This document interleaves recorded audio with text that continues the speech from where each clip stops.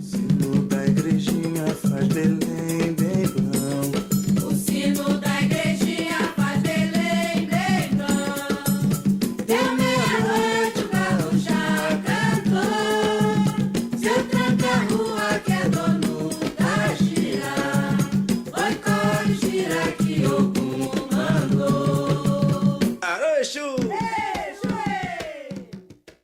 Exu, cultuado nas encruzilhadas, lugar de encontros e desencontros, é ele mesmo uma expressão das trocas entre as culturas africanas, americanas e europeias que moldaram o Brasil. Mais que isso, diz o antropólogo Wagner Gonçalves da Silva, professor da USP, essa divindade é uma das melhores metáforas para a gente pensar alguns traços da nossa formação nacional e os dilemas que o país enfrenta. Associado à boemia, à contradição, à malandragem, aos prazeres terrenos e à sexualidade, o falo proeminente é uma das marcas das suas representações, Exu passou a ser uma das referências na construção de uma ideia de brasilidade, e sua presença na produção artística do país se multiplicou. A canção que você ouve na abertura, Festa de Umbanda, de Martinho da Vila, é um exemplo disso. Os pontos cantados começam saudando o Exu, no caso, Tranca-Rua. Isso sempre acontece pelo papel de mensageiro atribuído à entidade. O Wagner, que está lançando Exu, um deus afro-atlântico no Brasil, discute no episódio de hoje a demonização de Exu pelos colonizadores europeus e explica por que ele considera que o terreiro foi o epicentro da civilização brasileira. Para ele, as religiões afro-brasileiras foram capazes, como poucas outras esferas de uma sociedade profundamente desigual, de colocar em contatos diferentes. E as mitologias de Exu, guardião da ordem, mas também promotor da desordem, podem inspirar as lutas políticas e sociais de hoje. A segunda parte do livro analisa como o demônio virou sinônimo de Exu nas igrejas neopentecostais, e como isso se relaciona com os frequentes ataques às religiões afro-brasileiras. A intolerância religiosa segue viva, como mostra a postagem de uma vereadora de São Paulo associando uma cerimônia de Umbanda às trevas, compartilhada nessa semana pela primeira-dama Michele Bolsonaro. Eu sou Eduardo Sombini e este é a Ilustríssima Conversa.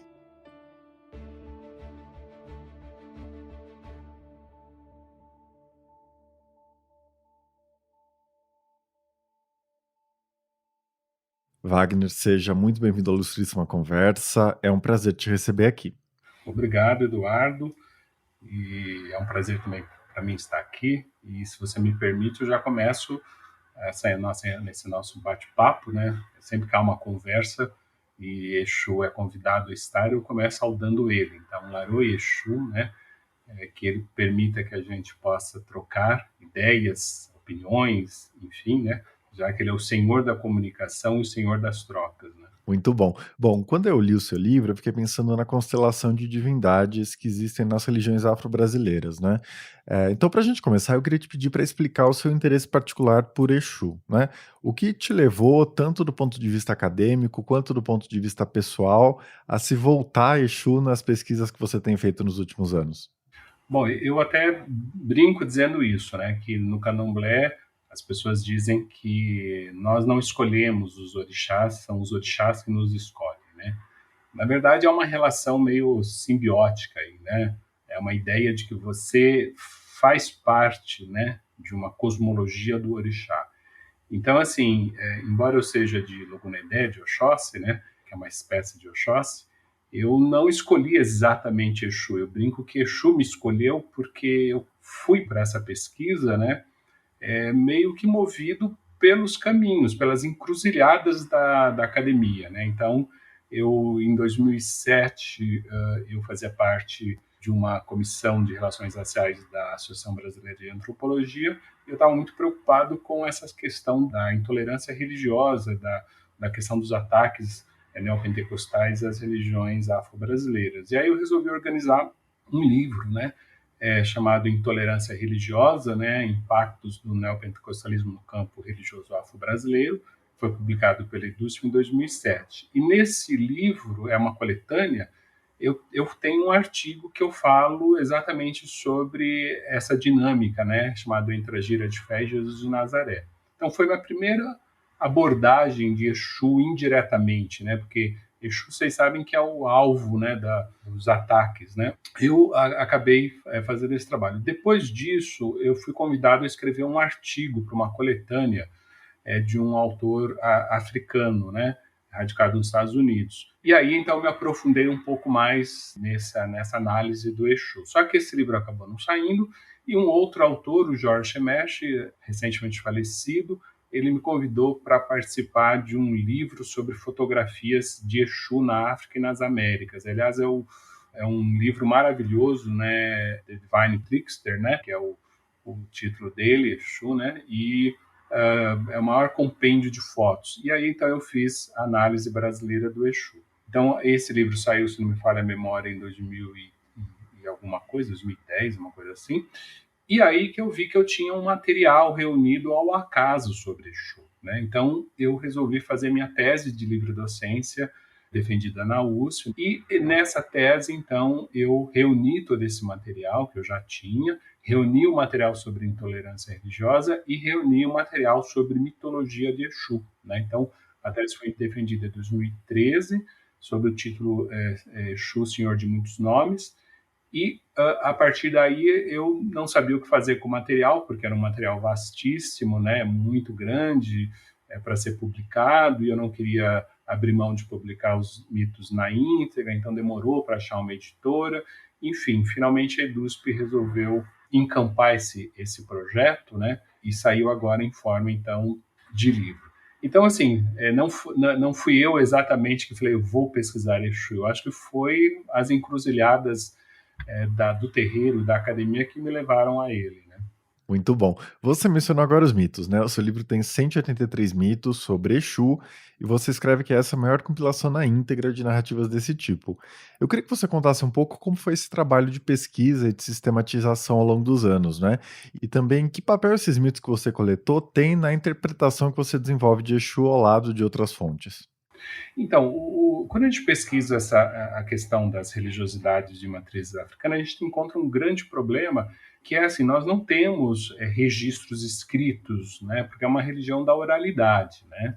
Então, normalmente, a gente chama de mito, que é um termo, vamos dizer, técnico, antropológico, né, que são narrativas tradicionais que explicam a função, muitas vezes, de certas liturgias, certos ritos, que dá um sentido, um significado porque se faz certas coisas no culto e não outras, né? E os mitos, no caso de Exu, eu cheguei a eles por conta de necessidade de responder determinadas questões que eu encontrava na prática, na liturgia de Exu. Eu falava, bom, mas por que isso, né? Por que Exu é simbolizado por meio do pênis, por exemplo, do falo, né? Por que Exu é considerado o comunicador universal? Então, eu fui reunindo um mito aqui, um mito ali, um mito acolá, mitos em francês, mitos em inglês, mitos em espanhol, e quando eu vi, eu já tinha uma coletânea de mitos que me foi muito útil, né? Aí eu pensei, pô, não publicar agora apenas uma análise desse material, sem publicar esse material na íntegra, eu achei que poderia não ser legal, né?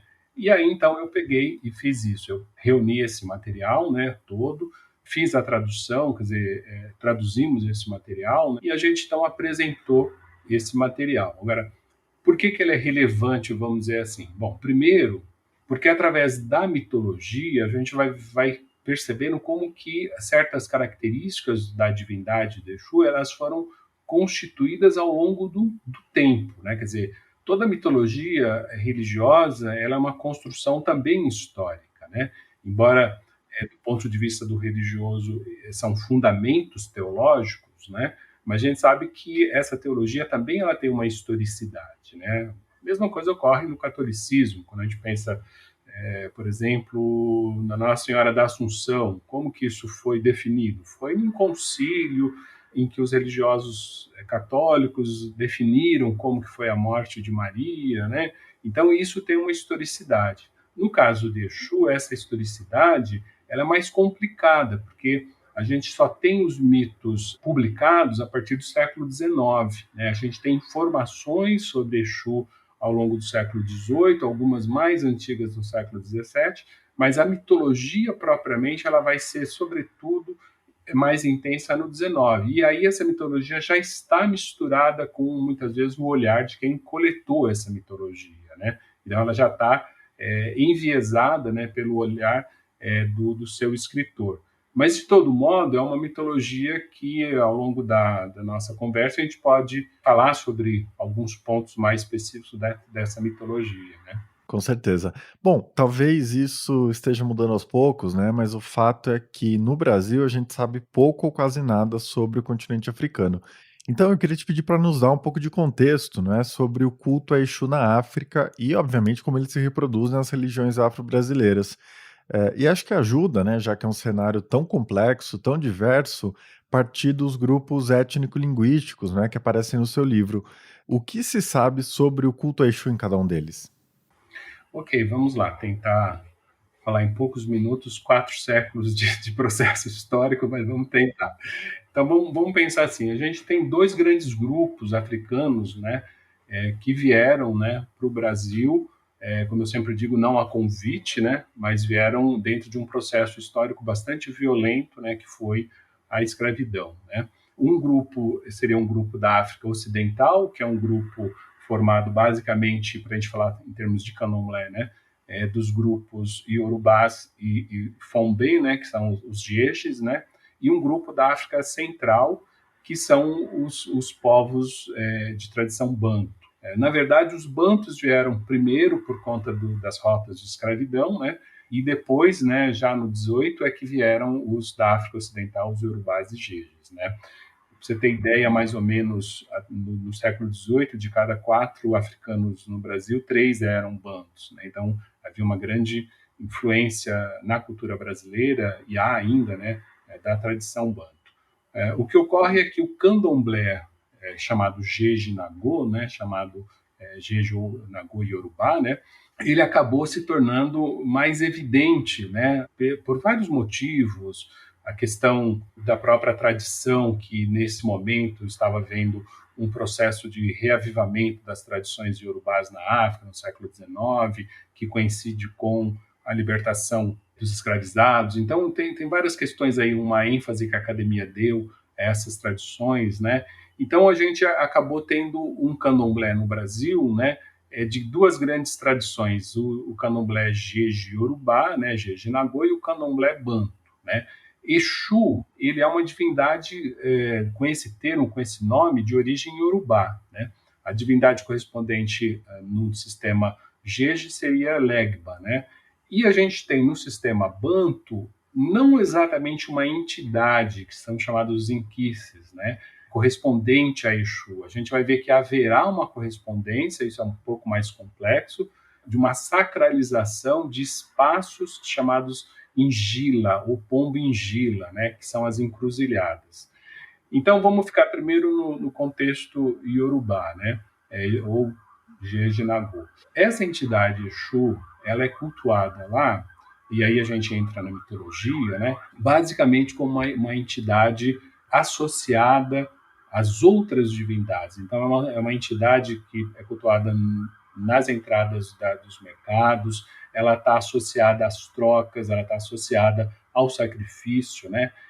Na mitologia, é curioso, Exu, em muitos mitos, não aparece como um orixá da criação do mundo, né? Porque se a gente pega a teologia iorubá estrito sensu, a gente vê que temos um Deus criador, o Olodumare, que manda 2 grandes categorias de entidades, de seres celestes, para criar um mundo, né? Uma propriamente para criar, que são os Ibamalé, são os orixás, que são aqueles associados ao branco, à roupa branca, né? Esses são os criadores do mundo, como Oxalá, o Batalá, o Rumilá, né? E a gente tem um outro grupo, né, que são os Irumolé, que são entidades guardiãs daquilo que foi criado pelos orixás, por Olodumare, né? Entre Exu, em muitos mitos, não aparece nenhuma dessas categorias, né? Por quê? Exatamente porque a teologia dele vai sendo construída paulatinamente, aos poucos, né?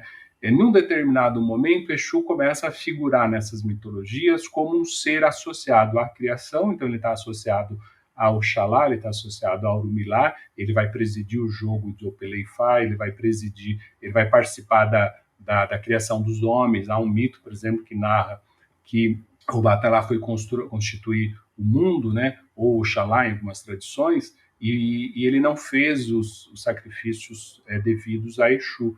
Então, Exu interrompe esse trabalho dele, né, fazendo com que ele se embriague, e aí, então, ele acaba não criando o mundo, e aí Olodumare dá a ele o poder de criar os homens. Então, essas mitologias vão contando aos poucos como que Exu vai participando desse processo de construção mítica do mundo, né? Historicamente, Exu está associado a algumas cidades, né? Ele, por exemplo, está associado na cidade de Oió, ele preside o mercado, né, de Oió. Ele está associado a Queto, ele é chamado de Exu Alaquetu, né, na cidade de Queto. Então, historicamente, se conta que ele também teria sido um herói civilizador, né, e por isso que existe essa ambiguidade em relação a ele, né? Mas, de qualquer maneira, esses grupos vieram para o Brasil e o culto às entidades aqui teve continuidade, né? E o que acontece? Na África, por conta de um processo de catolização ou de evangelização, né, na tradição católica ou na tradição protestante, todas as entidades eram vistas como pagãs, né? Mas havia uma entidade especial, que era Exu, que por ser associada à questão que na ótica colonial foi vista como erótica, né, porque Exu era cultuado numa imagem, num assentamento, como se fala, né, através de um falo ereto, e tem as mitologias que contam por que desse falo. Então, ali foi visto como uma continuidade, uma ideia de que ele seria uma representação do demônio entre esses povos, né? E aí Exu passa, então, a vigorar, né, a ser visto como o demônio. Então, se você pega, por exemplo, a tradução iorubá da Bíblia, né, você vai ver lá que Exu é traduzido como, em inglês, né, o demônio. Se você pega a tradução iorubá do Alcorão, você vai ver lá que Exu também é visto como um dos demônios, né, Shaitan, na tradição do Alcorão. E isso foi trazido para o Brasil. Então, essa representação de Exu como esse ser associado ao demônio foi trazido ao Brasil. E curioso, Eduardo, por que houve essa demonização de Exu e não de outras entidades, né? Isso que eu digo que é o impacto do processo de colonialismo, né?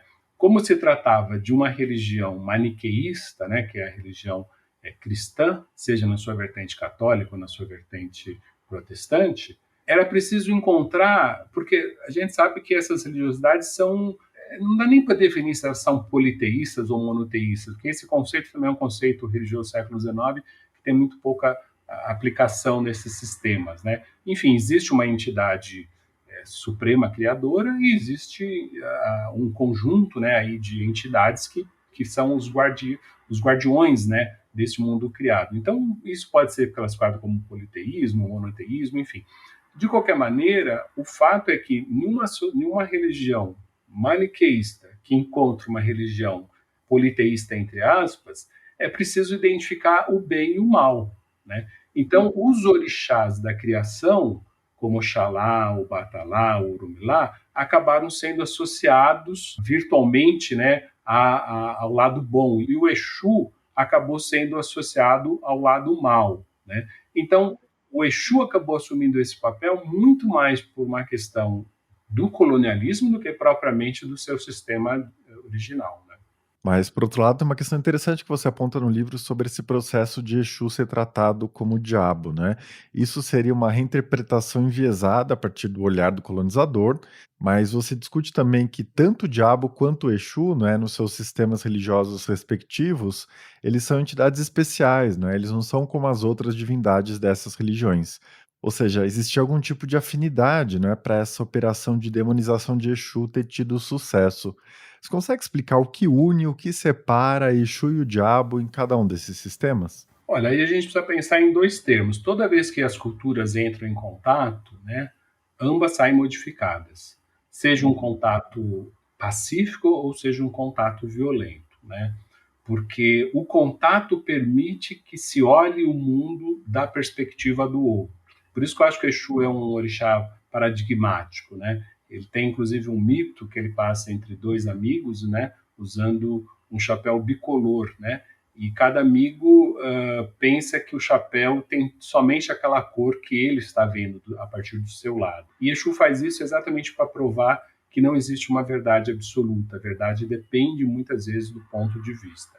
Então, a mesma coisa ocorre com a cultura, né? A cultura, não existe o certo e errado da cultura, existem as práticas. Quando, então, essas culturas se encontram, elas procuram estabelecer equivalências, né? Por isso que no livro eu discuto criticamente dois conceitos, o conceito de sincretismo e o conceito da teoria do disfarce, né?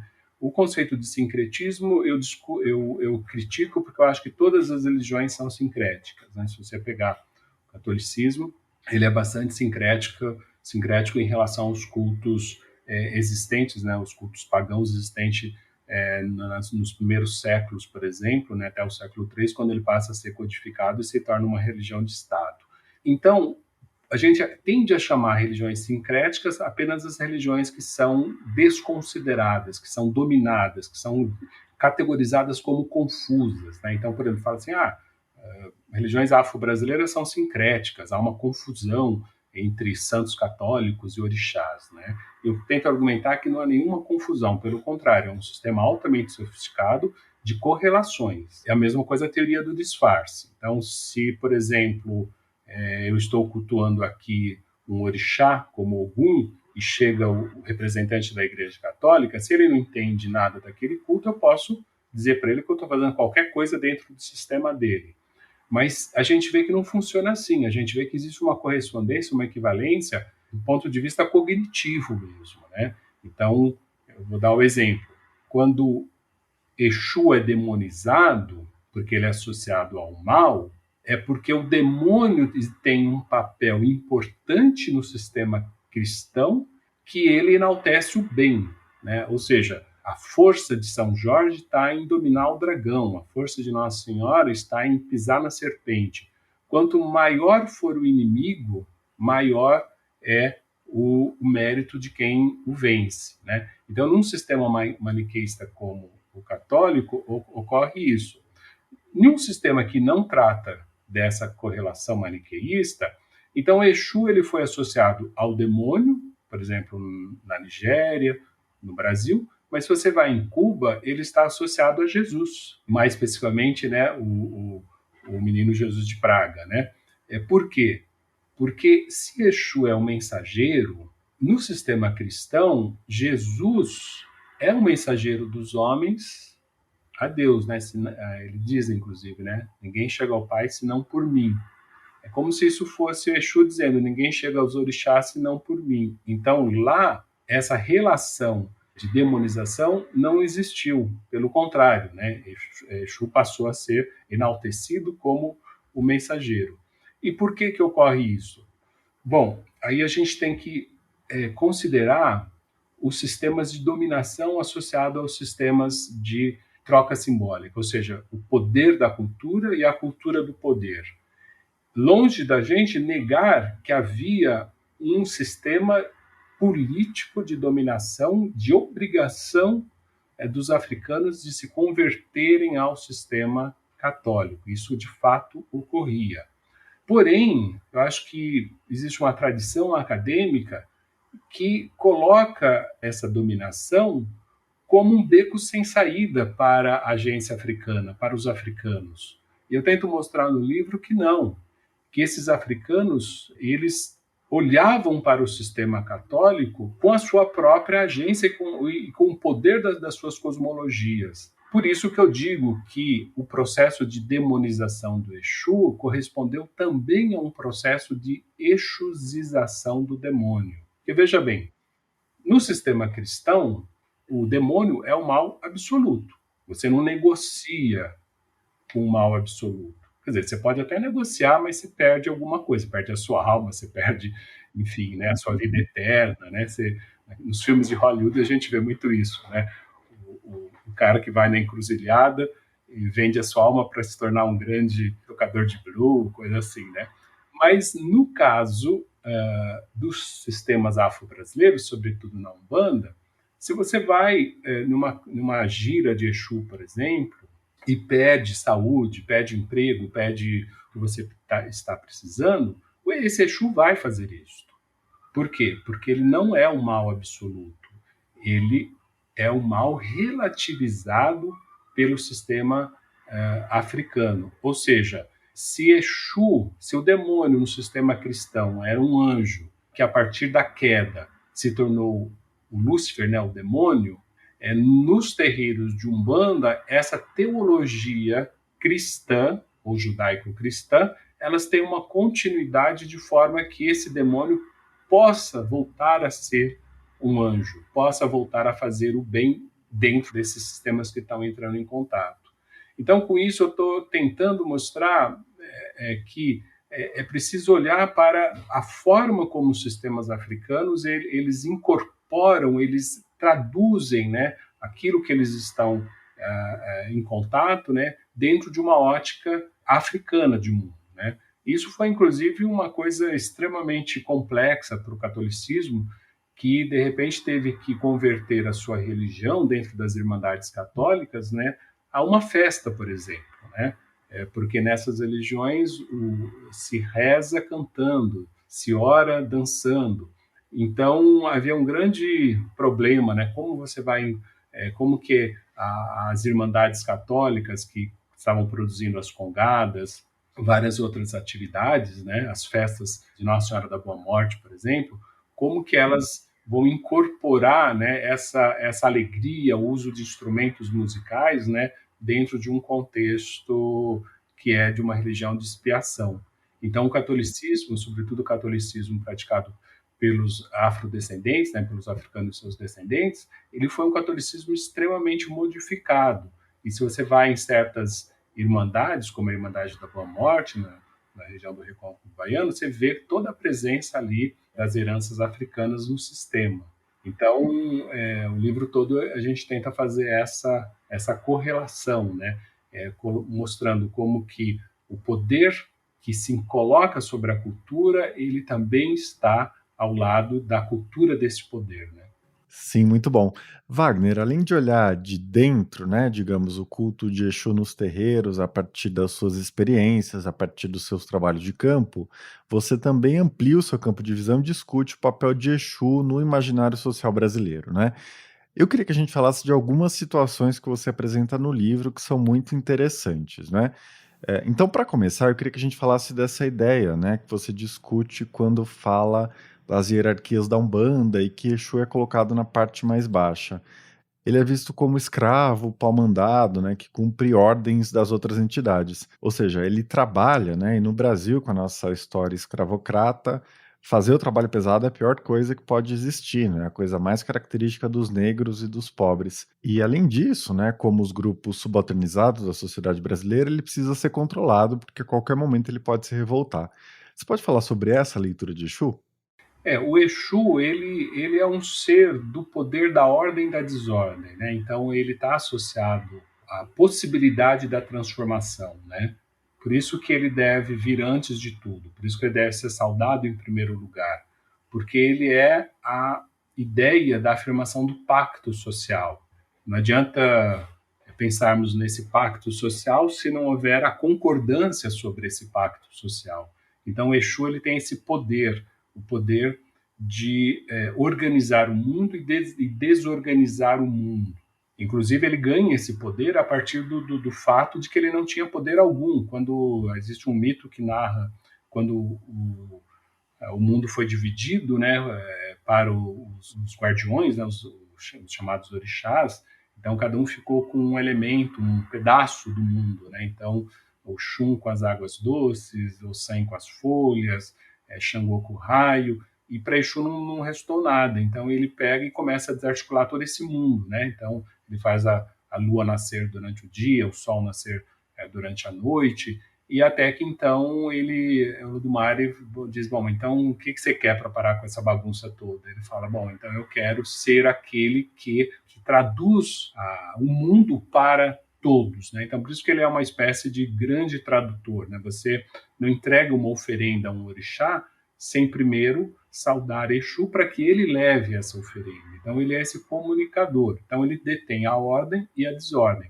As pessoas, inclusive, falam assim, tem que despachar Exu antes de começar, porque senão ele atrapalha. Não é bem assim, né? Não é que ele atrapalha. Você despacha, e a ideia de despachante é o quê? Quando você não conhece muito bem uma ordem burocrática, por exemplo, você vai no despachante. O que é o despachante? Aquele cara que resolve para você aquele mundo de documentos que você precisa ter, né? É um sujeito que conhece aquela outra ordem e vai fazer com que o seu pedido chegue até lá. Então, Exu é isso, ele é o despachante, né, cósmico, né? Então ele vai fazer pessoal, vou despachar Exu, vou mandar Exu correr, vou mandar exatamente para isso, não para ele não atrapalhar, pelo contrário, para ele ajudar que tudo dê certo. Claro que se você não fizer isso, aí sim ele vai te atrapalhar, né? Então, o que ocorre com essa entidade? Ela, de uma certa maneira, ela foi muito boa para pensar o Brasil, porque a gente tem no Brasil, parece que uma ordem de Estado e uma ordem do povo que não se coadunam. Parece que o povo ele cria a sua própria dimensão de sociedade, né, independentemente do Estado. Por isso que, inclusive, eu argumento que o terreiro ele foi o epicentro da formação de uma civilização brasileira. Por quê? Porque o terreiro teve que pensar, muito antes do Brasil ser Brasil, em como você aglutinar a diversidade, povos africanos de diferentes etnias, né? Pessoas de diferentes gêneros, pessoas de diferentes orientações sexuais, né? É uma coisa até interessante quando eu levo as pessoas que não conhecem as comunidades de terreiro, os meus alunos, por exemplo, eu levo para assistir uma festa de candomblé, eles ficam muito impressionados, porque tem de tudo, tem mulher na liderança da casa, tem LGBTQI+, né? Tem homens, jovens, idosos, tem adultos que pedem a bênção de crianças, porque são crianças que foram iniciadas há mais tempo. Então, é uma transformação do mundo. E por que isso ocorre? Porque o terreiro ele teve que dar uma resposta cívica a uma organização social. Ele teve que juntar grupos étnicos diferentes de africanos, depois teve que juntar pessoas de diferentes procedências, como os não brancos que acabaram entrando. Ele teve que acolher as pessoas de diferentes sexualidades. Isso fez com que ele produzisse uma ideia de Brasil, que é uma ideia do encontro, da possibilidade de construção de um encontro entre os grupos, né? E aí, nesse centro, vamos dizer, tem a figura do Exu, que é esse grande mediador, né? Esse Exu que faz essa língua franca, vamos dizer, né? E aí, obviamente, que quando se a gente tem o advento da República, né, que uma sociedade civil começa a ser construída a partir, primeiro, da libertação, né, da abolição da escravidão, depois com o regime republicano, o que a gente tem ali? A gente tem a necessidade de se pensar formas civis de construção do mundo. Bom, é muito difícil pensar a construção do Brasil se você não pensar nas heranças dos 3 chamados grupos básicos formadores, brancos, negros e indígenas. Só que as elites, como a gente sabe, né, elas não, nesse momento, né, apesar da abolição, elas não patrocinaram uma integração desses povos. E essa integração foi acontecendo de uma forma bastante expoliativa do ponto de vista das populações negras. A gente sabe que, por exemplo, a cultura brasileira ela começa a se definir por alguns ícones étnicos, né, que são formadores, né, da nossa representatividade nacional, só que esses ícones, os seus produtores originais, são destituídos, né, da mobilidade social que lhes era devida. Então, você tem sambistas famosos produzindo músicas e vendendo, porque não tem como se sustentar. Você tem uma série de outros produtores de cultura sendo espoliados, como capoeiristas, enfim. Mas isso tudo vai formando uma ideia de cultura nacional. O Exu, me parece que ele foi como o Lévi-Strauss diz, uma boa entidade para se pensar o Brasil. Então a gente tem esse Exu sendo pensado por exemplo, no modernismo, com Mário de Andrade e com Macunaíma. Macunaíma é basicamente um personagem trickster, né? Que se molda muito à figura de Exu. Inclusive, o próprio Macunaíma visita Tia Seata em um dos capítulos, que foi uma mãe de santo extremamente importante na região ali da Pequena África, né?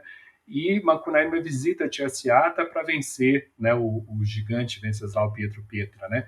E aí ele então invoca Exu exatamente para que Exu o auxilie. E depois a gente vai ter outros autores, né? O próprio Jorge Amado vai se valer muito do povo de santo baiano para configurar uma ideia de identidade nacional. Se a gente pega um... Pois não. Wagner, se você me permite direcionar um pouco a conversa, né? Eu fiquei pensando nessa ideia do Exu como uma metáfora da brasilidade, né? Que você explora. Acho que você podia falar um pouco sobre a ideia do Exu como um malandro, né? O Zé Pilintra, uma entidade da linha de Exu na Umbanda, e o Zé Carioca, né? Um do lado do outro, eles são praticamente idênticos, né? A representação deles, os sentidos que eles carregam. Você pode falar desse outro aspecto, né? O jeitinho, você driblar as adversidades para conseguir sobreviver, né? E isso, em grande medida, sintetizou o que significa ser brasileiro no nosso imaginário, né?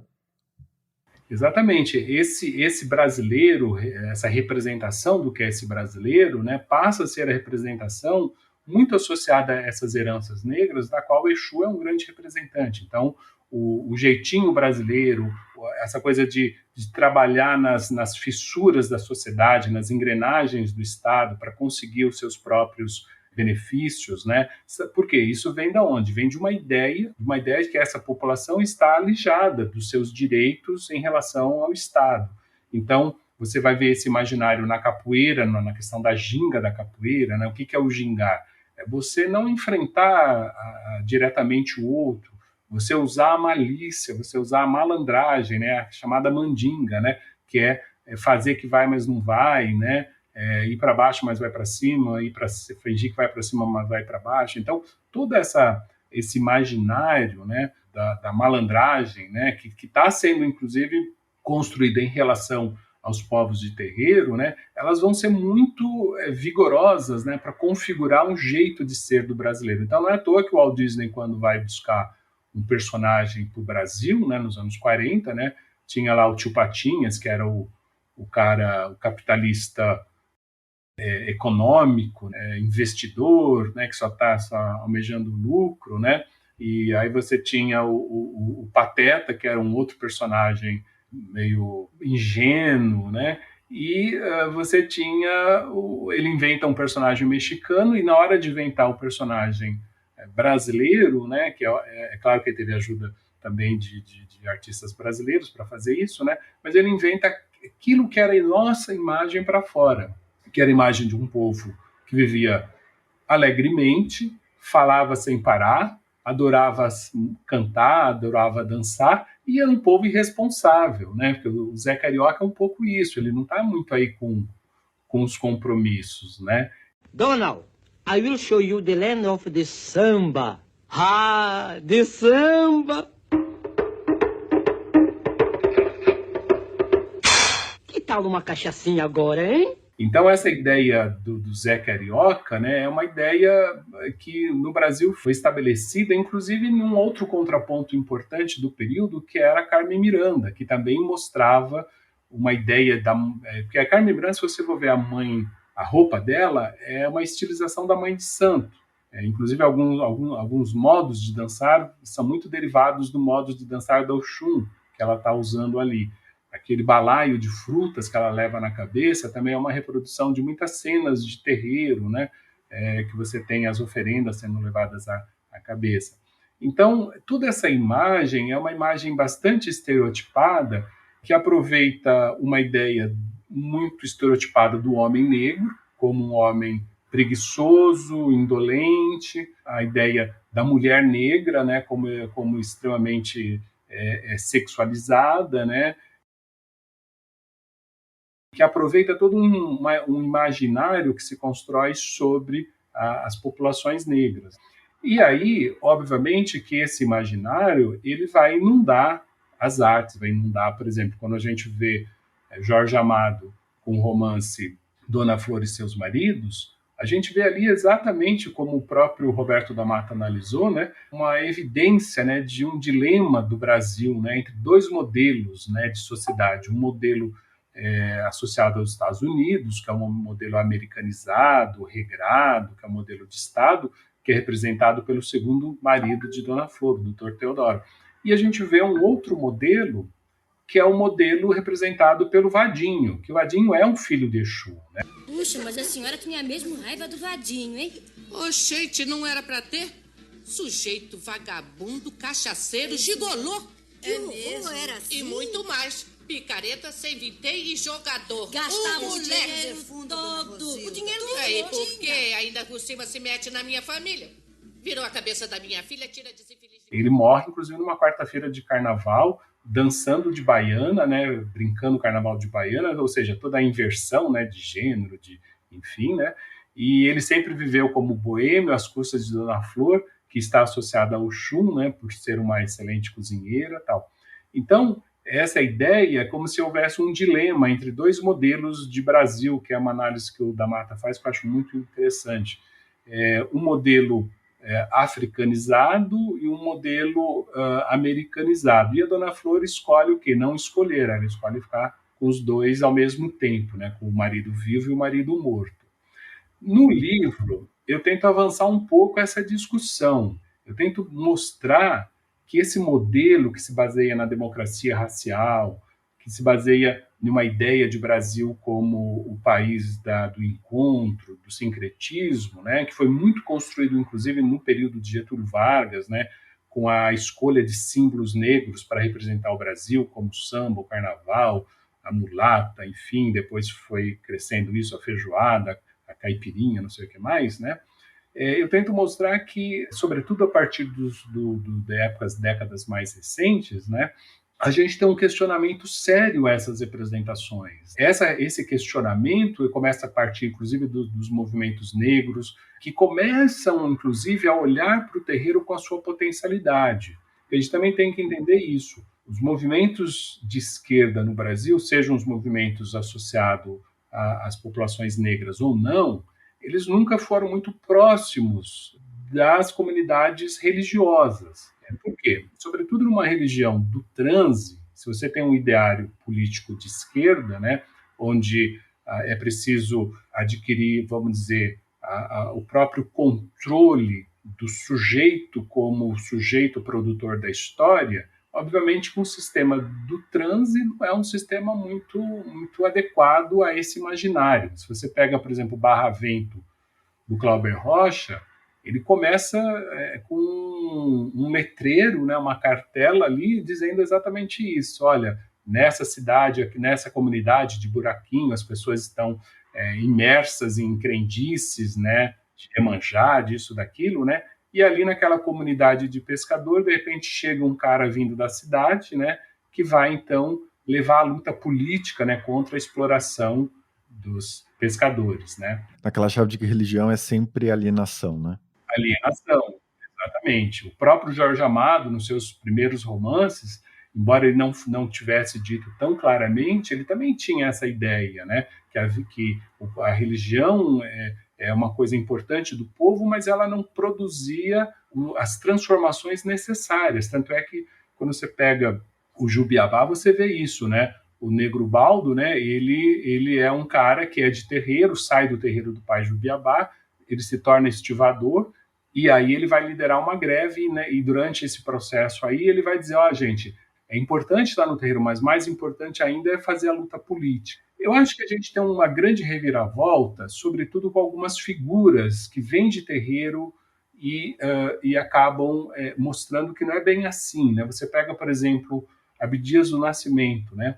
Quando ele começa, antes, por exemplo, das suas falas no Senado, a invocar Exu em pleno espaço político, ele começa a reverter esse processo. Ele está dizendo, peraí, não se trata de uma alienação, mas se trata de uma potencialidade que os terreiros têm, as suas cosmologias, de transformação da sociedade. Fiquei conhecendo Mãe Senhora, a respeitada sacerdotisa do Axé Opoafonjá da Bahia, Mãe Senhora indicou-me um assento próximo a ela e respondeu à minha indagação: sim, você tem compromisso com os orixás, mas sua tarefa não é dentro do terreiro. Sua missão é trabalhar pelos santos lá fora.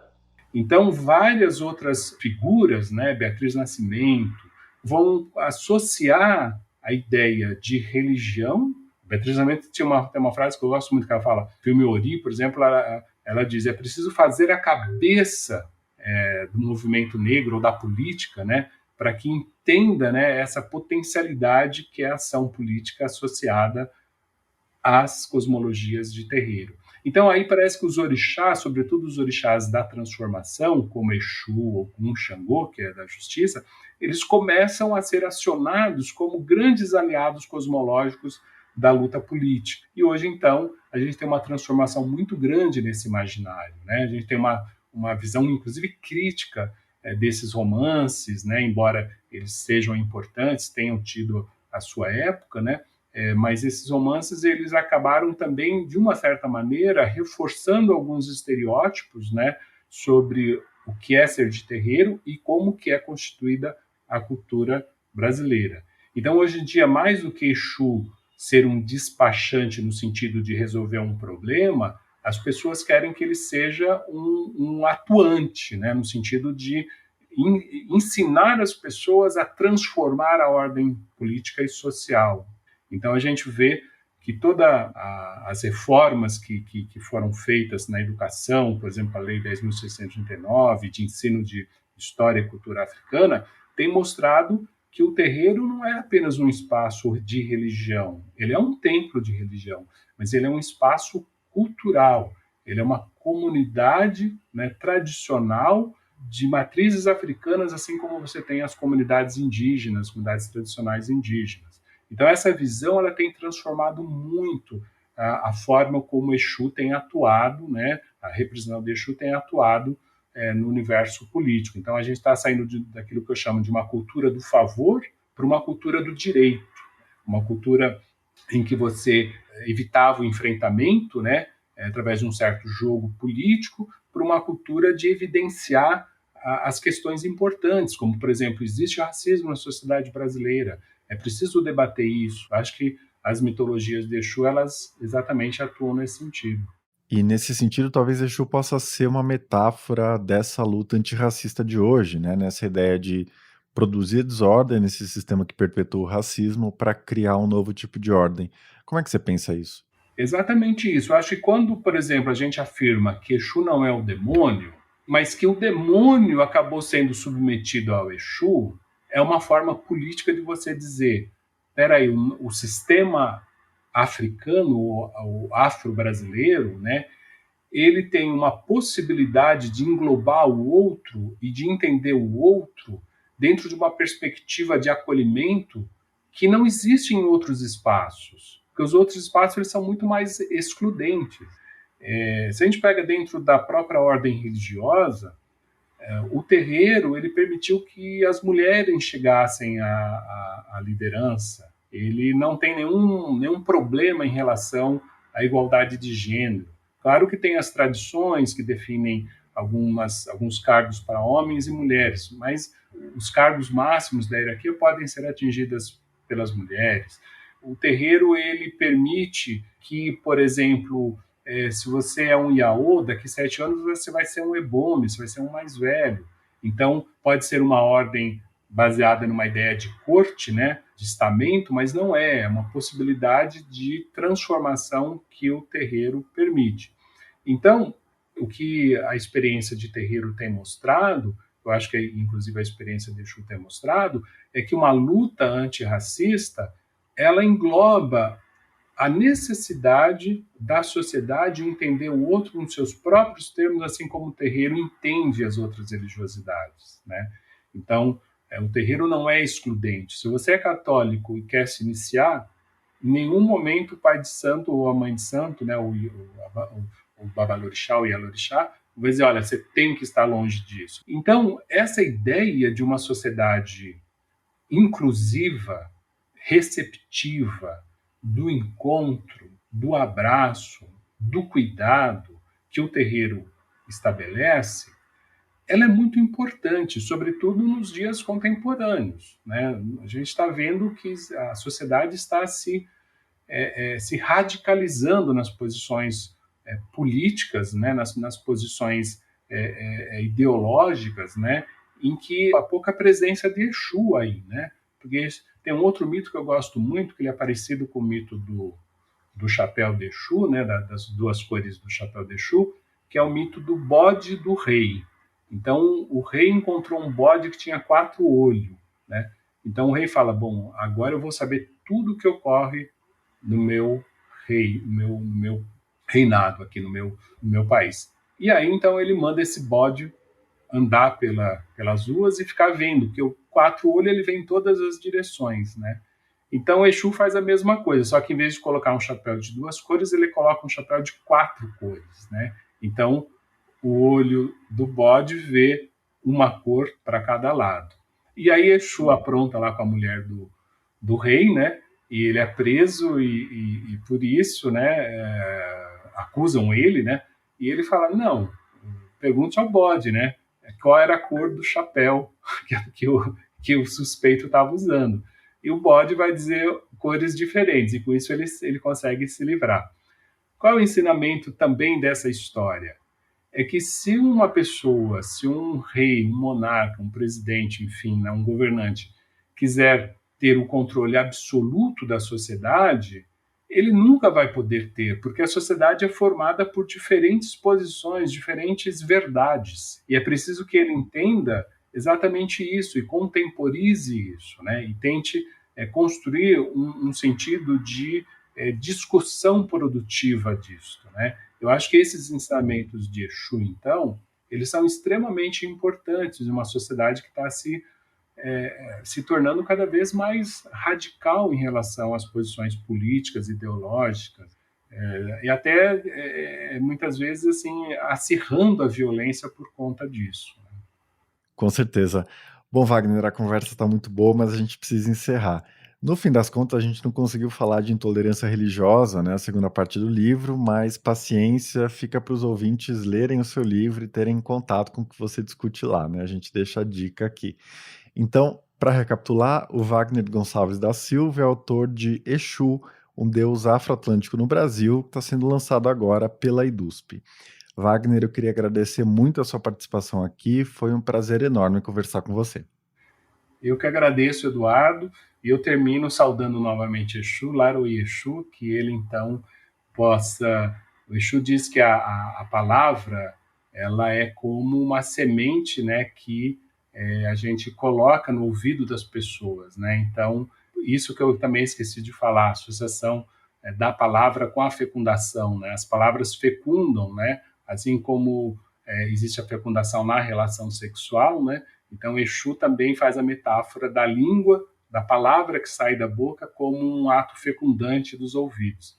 Então, assim, meu maior desejo é que realmente essa filosofia, essa cosmologia de Exu possa fecundar os ouvidos das pessoas, né, para que a gente tenha realmente uma sociedade mais justa a partir dessas heranças africanas que são tão importantes no Brasil.